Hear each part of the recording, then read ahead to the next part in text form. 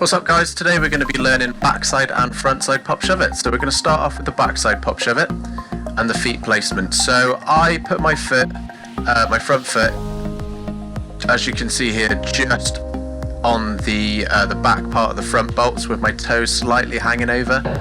With the back foot you kind of want to have it not hanging over too much at the front, not too far at the back, sort of very much in the middle.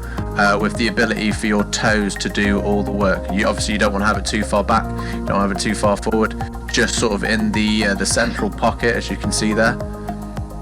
And the main thing you want to be doing with your foot, similar to the one ollie, it's the same sort of pressure as an ollie. It's basically what you can see here. You want to try and keep your foot as flat as possible when you do the pop, and all you're doing is sliding your foot back. So the best advice I can give most people is start off with the Shuv-It version before you start the pop. So Shuv-It's basically just on the floor. You usually see that one wheel stays on the floor.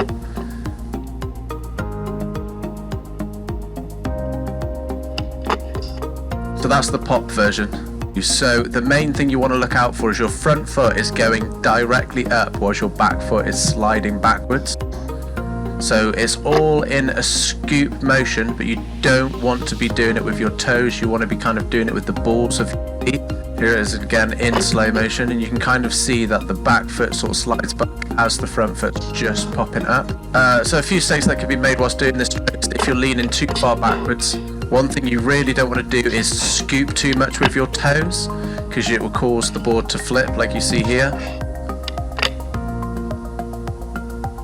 And another thing that can go wrong is if you lean too far forward, you'll land at the top of the board. Like that. So moving on to the front side Shuv-Its then.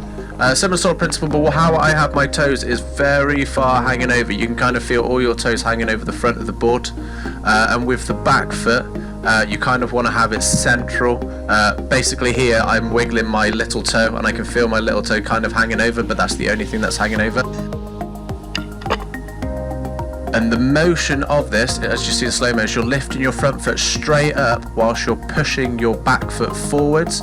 I kind of explain it to people, so you're trying to push your board, the tail of your board, to your front foot. Here it is in a different angle. And you can see here with the back foot, it kind of moves slightly forwards, and then the front foot goes straight up. Here it is again in slow motion. So back foot pushes it forwards, front foot just goes up. Back foot forwards, front foot up.